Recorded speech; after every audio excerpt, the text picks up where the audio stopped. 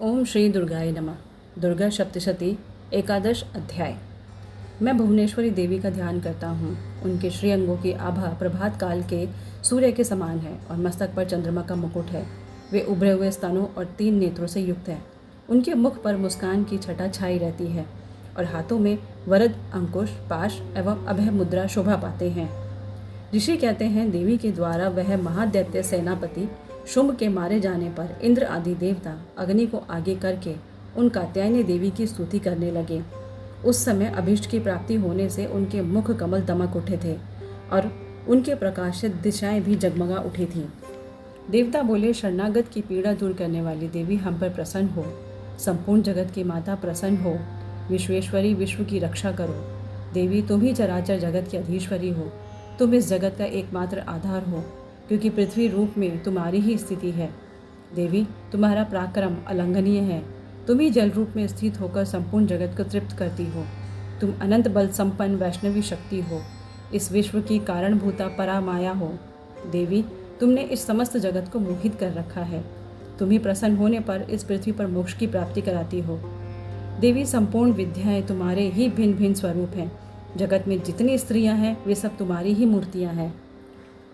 जगदम्ब, एकमात्र तुमने ही इस विश्व को व्याप्त कर रखा है। तुम्हारी स्तुति क्या हो सकती है। तुम तो स्तवन करने योग्य प्रधातों से पर एवं परावाणी हो। जब तुम सर्वस्वरूपा देवी, स्वर्ग तथा मोक्ष प्रदान करने वाली हो, तब इसी रूप में तुम्हारी स्तुति हो गई। तुम्हारी स्तुति के लिए इससे अच्छी उक्तियाँ और क्या हो सकती हैं। बुद्धि रूप से सब लोगों के हृदय में विराजमान रहने वाली तथा स्वर्ग एवं मोक्ष प्रदान करने वाली नारायणी देवी, तुम्हें नमस्कार है। कला, काष्ठा आदि के रूप से क्रमशः परिणाम की ओर ले जाने वाली तथा विश्व का उपसंहार करने में समर्थ नारायणी, तुम्हें नमस्कार है।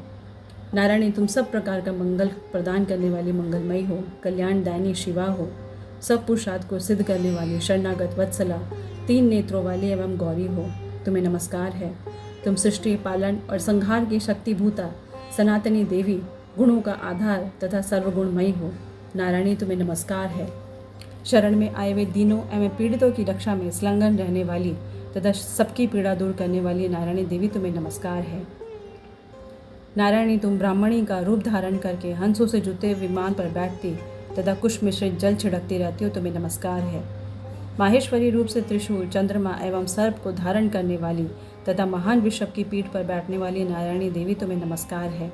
मोरों और मुर्गों से घिरी रहने वाली तथा महाशक्ति धारण करने वाली कुमारी रूप धारणी निष्पापे नारायणी, तुम्हें नमस्कार है।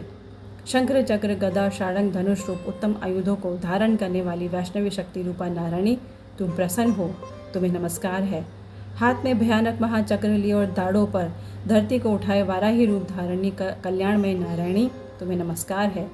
भयंकर नृसिंह रूप से दैत्यों के वध के लिए उद्योग करने वाली तथा त्रिभुवन की रक्षा में संलग्न रहने वाली नारायणी, तुम्हें नमस्कार है। मस्तक पर किरीट और हाथ में महाव्रज धारण करने वाली, सहस्त्र नेत्रों के कारण उद्दीप्त दिखाई देने वाली तथा वृतासुर के प्राणों का अपहरण करने वाली इंद्र शक्ति रूपा नारायणी देवी, तुम्हें नमस्कार है। शिवदूती रूप से दैत्यों की महती सेना का संहार करने वाली, भयंकर रूप धारण तथा विकट गर्जना करने वाली नारायणी, तुम्हें नमस्कार है।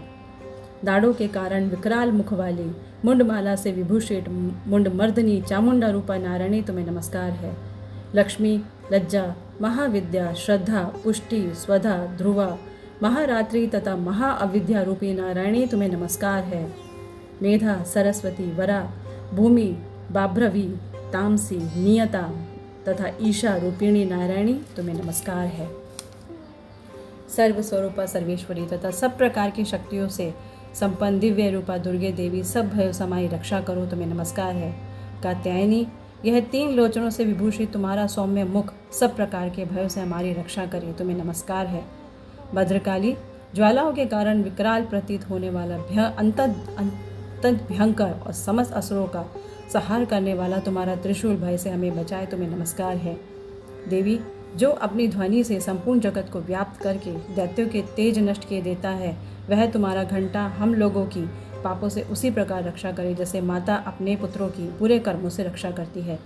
चंडिके, तुम्हारे हाथ में सुशोभित खड़ग, जो असुरों से रक्त और चर्बी से चर्चित है, हमारा मंगल करे, हम तुम्हें नमस्कार करते हैं। देवी, तुम प्रसन्न होने पर सब रोगों को नष्ट कर देती हो। और कुपित होने पर मनोवांछित सभी कामनाओं का नाश कर देती हो। जो लोग तुम्हारी शरण में जा चुके हैं उन पर विपत्ति तो आती ही नहीं, तुम्हारी शरण में गए हुए मनुष्य दूसरों को शरण देने वाले हो जाते हैं। देवी अंबिके, तुमने अपने स्वरूप को अनेक भागों में विभक्त करके नाना प्रकार के रूपों से जो इस समय इन धर्मद्रोही महादैत्यों का संहार किया है, वह सब दूसरी कौन कर सकती थी।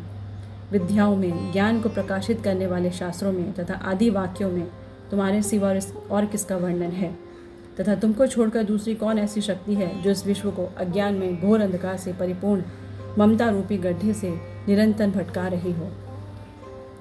जहाँ राक्षस, जहाँ भयंकर विष वाले सर्प, जहाँ शत्रु, जहाँ लुटेरों की सेना, जहाँ दावानल हो, वहाँ तथा समुद्र के बीच में भी साथ रहकर तुम विश्व की रक्षा करती हो।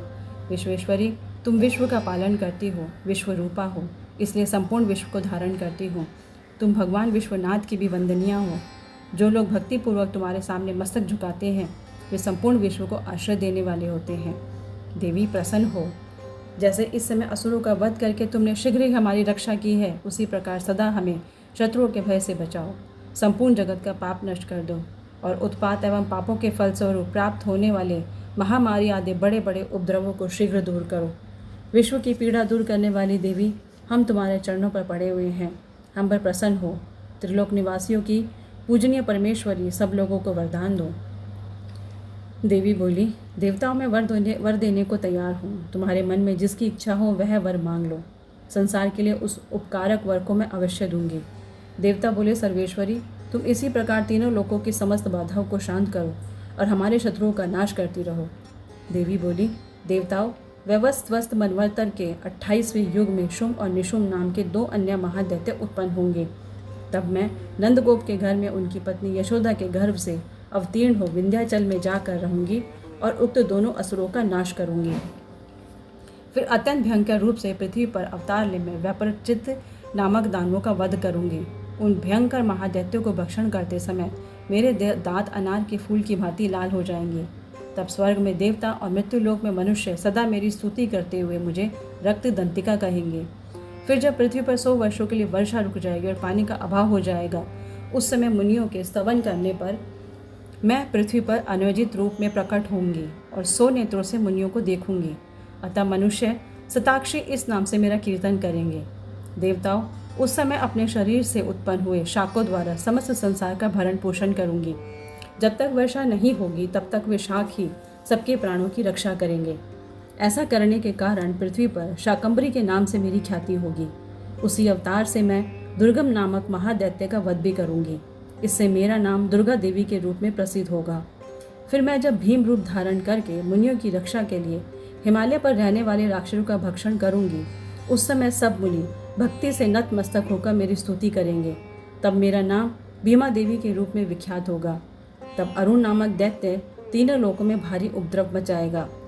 तब मैं तीनों लोकों का हित करने के लिए 6 पैरों वाले असंख्य भ्रमरों का रूप धारण करके उस महादैत्य का वध करूंगी। उस समय सब लोग भ्रामरी के नाम से चारों ओर मेरी स्तुति करेंगे। इस प्रकार जब जब संसार में दानवी बाधा उपस्थित होगी, तब तक अवतार लेकर मैं शत्रुओं का संहार करूंगी।